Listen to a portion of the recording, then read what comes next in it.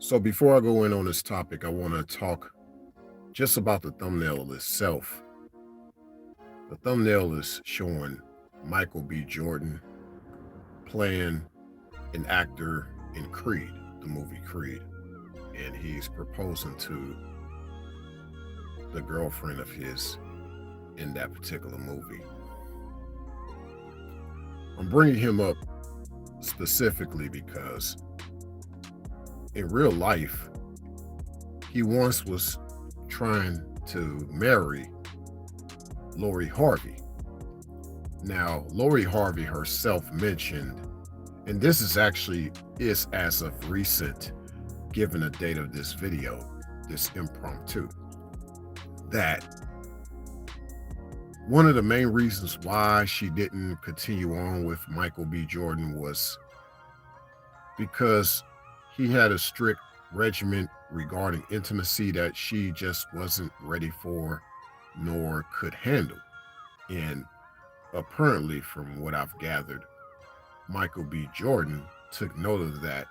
He took note of it and responded by saying that she's been around like people like Diddy and stuff. So basically, he was saying that she was just too turned out for intimacy.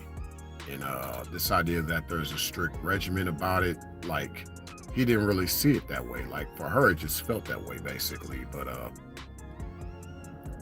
all that to really say that back when proposals meant something, in this movie of Creed that Michael B. Jordan was playing in, and the girlfriend that was acting in the movie for him, in that particular movie, without giving too much away, she actually was like, is this real? Like, you really are wanting me to marry you? Like, really? Like, really? Like, she couldn't believe it. And he like, yeah, what do you think? Yeah. Like, and she was just like, yo. He was like, what you mean, yo? Like, is that yes or no? She was like, yes, yes, I will marry you. So, uh, back when proposals meant something, and I guess to a certain extent now for people who still value what marriage should be per se, and I'm going somewhere with this, so just bear with me. It was a big deal because she's like, yo, he really is trusting me to be there by his side for all of our days. So this is a big deal. Like, yeah, it's one thing I've been by his side as his girlfriend, getting to know him and seeing where it goes, and I like where I'm at right now. So that kind of lets you know that she was uncertain, but she loved kind of the moment at that time. Like she didn't really see herself living in that moment with anybody else. Now, moment versus lifetime.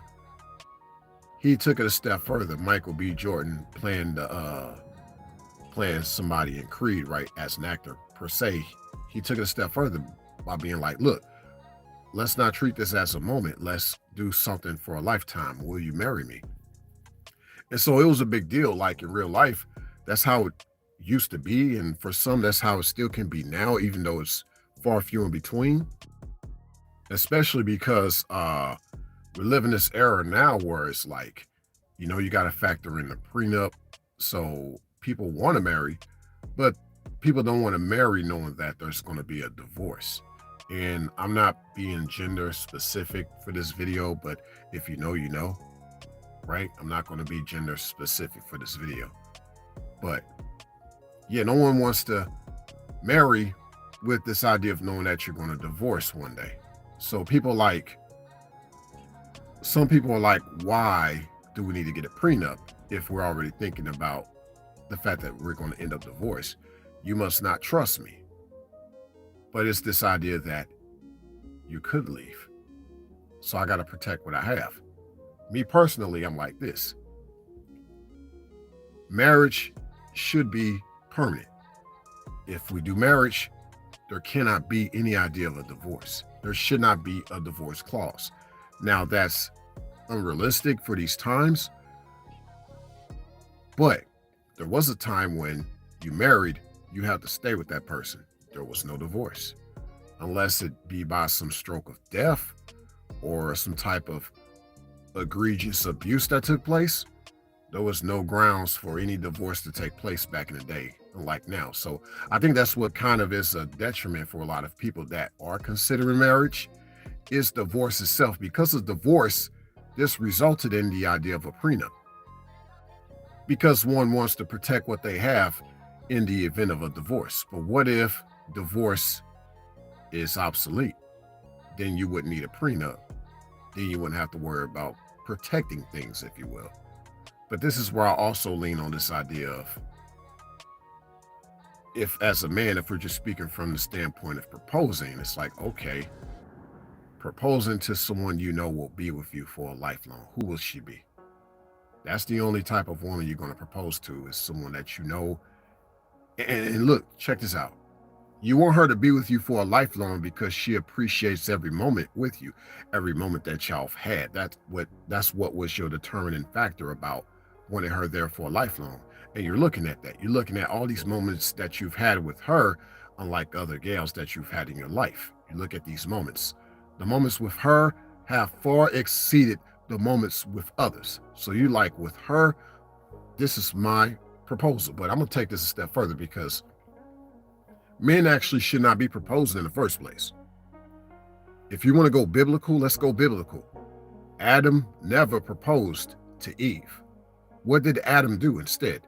Adam made a declaration about Eve. What did Adam make a declaration of regarding Eve? He said, this is bone of my bone, flesh of my flesh. Biblically, sex is marriage too. But a lot of gals in their own way, ones that are still kind of in tune, if you will, and I say kind of, just to be in a gray area, because some people will believe, oh no, man, these women ain't in tune at all. They got too much of trauma to be able to bond, right? Some will say that. So some will say she can't pair bond. So that's what I mean by the gray area. But in all actuality, some women can still bond, right? But it's based on how she responds. So what I mean by this, she gets with a guy, he makes her feel some type of way, mentally, physically, emotionally, spiritually. She's automatically, after a certain time together, or a certain session, if you will, she gonna be like, you my man. Like, she literally is making a declaration. But that's for, I guess, more of the more masculine kind of gals. But actually the more feminine type of gal, she will actually just say or ask, so are we together now? Like, is this it? Are we like official? Maybe it's not quite the proposal of her saying, will you marry me? But it's still in her way of making some type of proposal, of being like, are we together? Am I your woman? Like, can I be your woman? So it should be more of a woman making a proposal. And this is actually done in some other forms, through the form of dowry in other parts of the world. But that's for another conversation. Even biblically, the virtuous woman did her part to show her allegiance to a man through the form of dowry. Her literally being virtuous was part of that representation. Basically, she's going to do her part because of the connection she has with him. Kind of also in the sense of how some people be like, well, if a woman really likes you and she wants to be with you, she's going to spend some money on you.